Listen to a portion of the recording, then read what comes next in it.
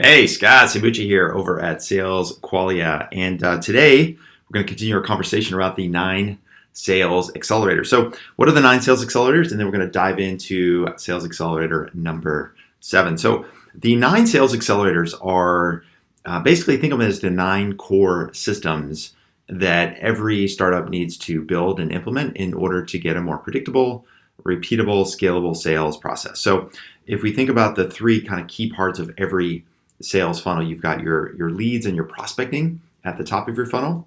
Then, of course, we've got your pipeline, your active deals that you're working to get from qualified through to conversion.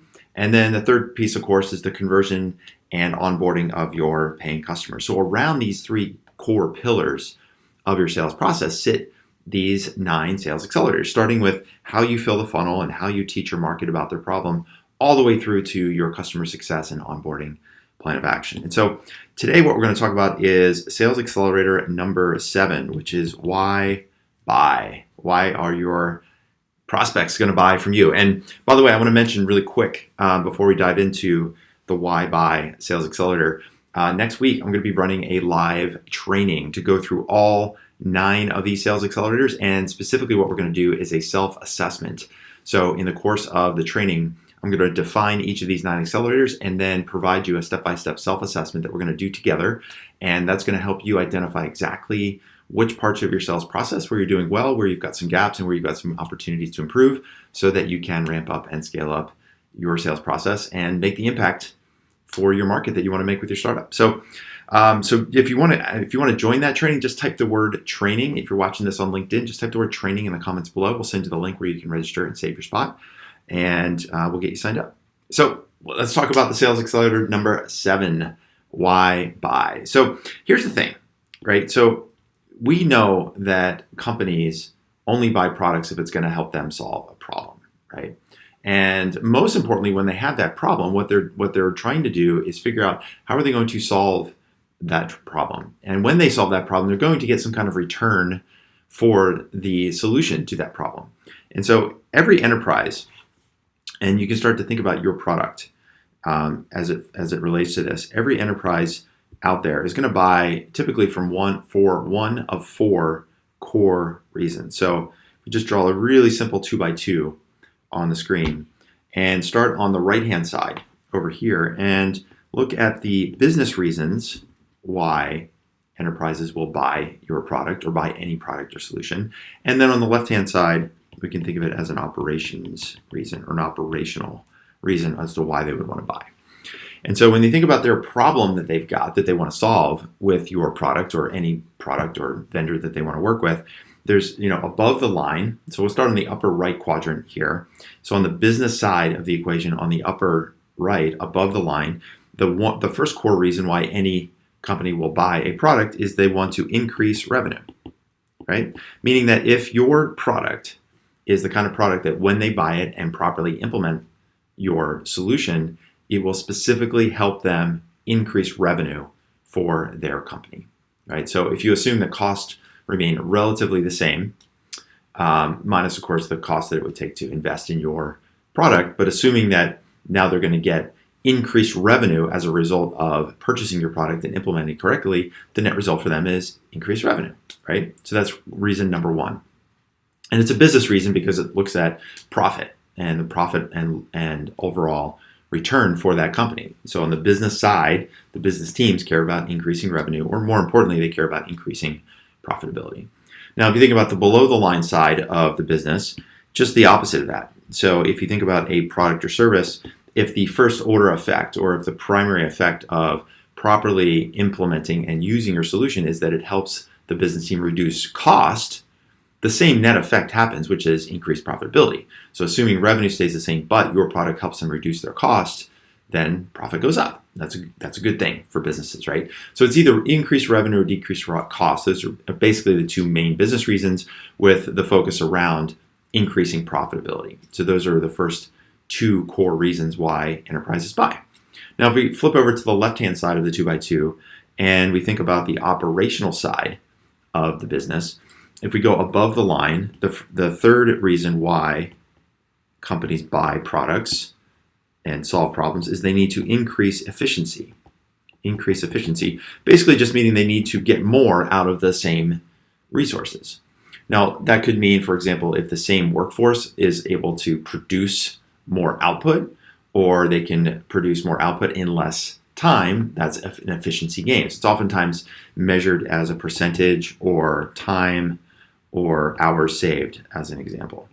Now, a lot of times people make the natural inclination that, okay, well, if I'm increasing efficiency, that means I'm also maybe reducing cost, or it could be that I'm increasing revenue. So for example, if you're selling a solution to a sales team, and let's say the solution that you're selling is an auto dialer that allows salespeople to make more calls more quickly, then the first order effect is that you have an efficiency gain. Maybe your auto dialer allows that salesperson to make 50 calls in a day, whereas in the past, because they had to type in the numbers manually, they could only do 20, right? So the first order effect is an efficiency gain. Now, of course, the natural follow-on is like, well, if my salespeople are making more calls, if they're making 50 calls a day as opposed to 20 calls a day, then the assumption is, of course, that we will also increase revenue, right? Now, we don't necessarily have control over whether or not those salespeople increase revenue. Just because they're making more calls doesn't mean they're going to sell more stuff. We assume that they will, hopefully, for that sales team. But the thing that's important to remember when you're selling on efficiency is that you want to focus on the first order measurable effect, the first order effect. So one of the examples that I like to share a lot is when I was at Blend selling a workflow system that was helping a mortgage servicing team to manage a number of outstanding loans. One of the main original reasons why they bought the software and implemented the software is they wanted to recover more of the delinquent loans. So ultimately for them, it was a revenue play, right? They needed to get revenue. They needed to get paid for the outstanding mortgages, right? What we learned is that the opposite happened over the long run, in that, yes, we helped them recover more loans, but the second order effect by using our workflow software is they actually became more efficient. In fact, we had a situation where the VP of the division came in and handed me a spreadsheet and said, look, I want you to look at the number of full-time employees we have relative to budget. And they had about 60 full-time employees, but they had budgeted, I think 75 was the number. And he said, do you know why we only have 60 and 70 instead of 75? And I said, no, why? And he said, because of your software. Your software allows 60 people to do the work of 75. Now, our original selling proposition was around increased revenue. We'll help you recover more of the money that's owed for you. The secondary effect ended up being an efficiency gain, which allowed him to save money when it came to hiring down the road. So you can see how one product you may sell on an original value proposition, but you may end up having secondary and tertiary effects, right? So I like to mention that around efficiency because I know sometimes it can be tricky. Sometimes it gets quickly moved into a revenue or a cost reason for buying. But we as sellers need to be clear about the initial first order value proposition. What's the first order outcome that we know we can measure to get results for our customers, right? So that's an operational reason. And then the fourth quadrant, so we've talked about revenue increase, we've talked about reduction of costs, we've talked about efficiency gain, and the fourth reason why buyers buy a product or service is to reduce risk. Now, that risk can be measured in different ways. It could be risk around new compliance rules and regulations around a certain industry, lots of industry, healthcare, banking, telecommunications, lots of reasons why there's different rules and regulations and compliance. It could be risk around safety in the workplace. It could be risk around, for example, COVID right now, where many companies are buying solutions that will help reduce the risk of COVID transmission across their workforce, and especially in situations where teams still need to come into a centralized location. So again, you could look at the risk reason and say, well, if we're able to help you reduce the risk, it will also perhaps help you reduce costs over the long run. Again, as a seller, you want to focus in on what's the first order of measurable effect. So these are the four core reasons why enterprises buy any solution. So what we need to do as sellers is remember that when we're getting down to the last few steps of the sales process, it's really easy for us to fall into the trap of doing all of the right stuff until it comes time to send a proposal, right? So if you think about it, if you've done the other sales accelerators the right way, you've filled the funnel with the right leads, you've qualified them, you've done your demos the correct way, you've walked them through all of the objections, you've maintained momentum through the sale, and now everyone's excited and they say, send me a proposal. There's nothing that's more fun to hear or more exciting to hear that the prospect wants to get a proposal. But the challenge is if you simply send the proposal with a price, then that price is just going to be viewed as a cost until or unless you're able to show specifically how that price isn't just a cost or it isn't just a budget line item, but instead that price is an investment. And that investment should get a return based on one of these four metrics. And so what you need to do as a seller is when you get asked, hey, can you send me a proposal, or we'd love to see a proposal, is remember, first of all, that proposal is going to go to the CFO. And the CFO is going to look at that number and say, what are we going to get for this number? What are we going to get for this price? Whether that investment is $30,000 or $100,000 or $1 million. And so it's our job as sellers to take control before we send the proposal out, is to take a step and say, look, before we send the proposal, let's get really clear as to what the return on investment is going to be. We've been selling on the proposition that we are going to help you increase revenue or reduce cost or increase efficiency. So let's do a specific cost benefit analysis here. Let's do our ROI assessment for what this would look like at your company, so that as part of the proposal, when it goes to the CFO's desk, they can see that the price isn't a cost, but instead the price is an investment.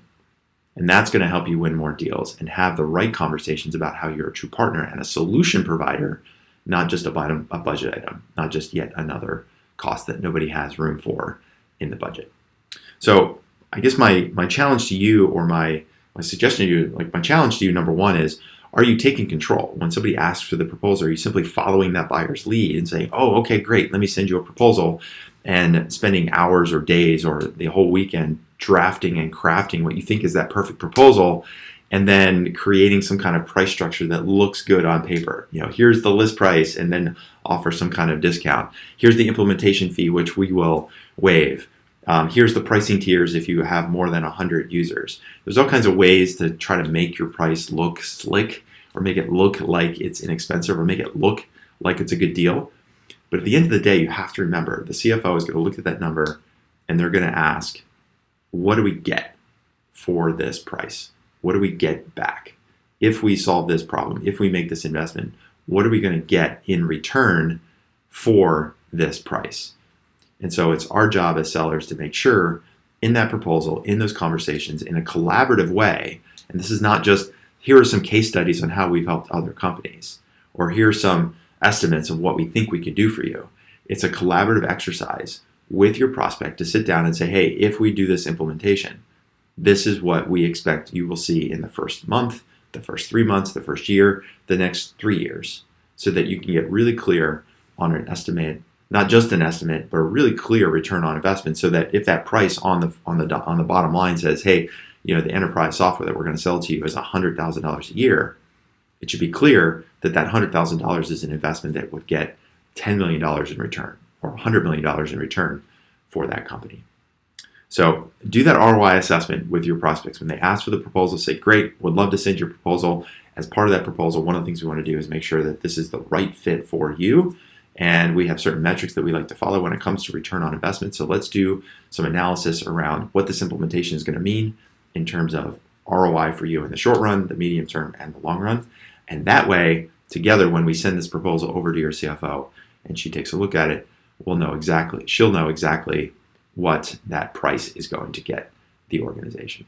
So that's the why buy sales accelerator. And the reason this is so important, the reason this is an accelerator, is because you've probably been in that situation where you spent weeks or months with a prospect, right? You've qualified them, you've done the demo, you've answered all their objections, you've talked about integrations, and you got to this place where they said, send me a proposal, and then everything stopped.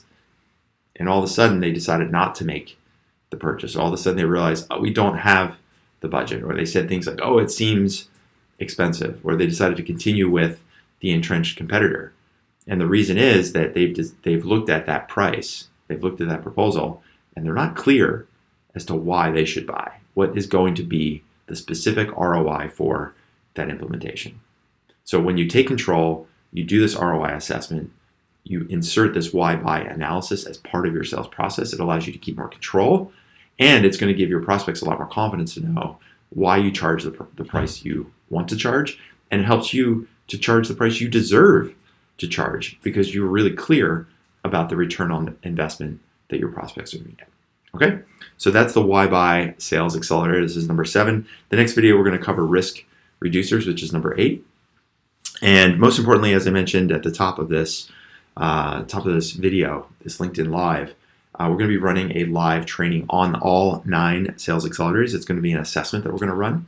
We're going to do that live where I'm going to define each of those 9 sales accelerators and walk you through a rubric where you can self-assess your startup sales process across each of these 9 accelerators. So you can see where you're strong, where you have gaps, where you have opportunities to focus and change and create a more structured, more repeatable, more scalable sales process. So if you want to get access to that training, just type the word training in the comments here. If you're listening to this on a podcast, just shoot me an email, Scott, SCOTT, at salesqualia.com. You just write the word training in the subject line. We'll know what that means. And we can get you signed up or send you the recording if you've already missed the live training that we're going to do. So type the word training in the comment box if you want to join. We'll send you the link. We'll get you registered, and we'll do the 9 sales accelerators self-assessment with you live next week. All right, that's it for now. This is Scott Sambucci over at Sales Qualia signing off. See ya.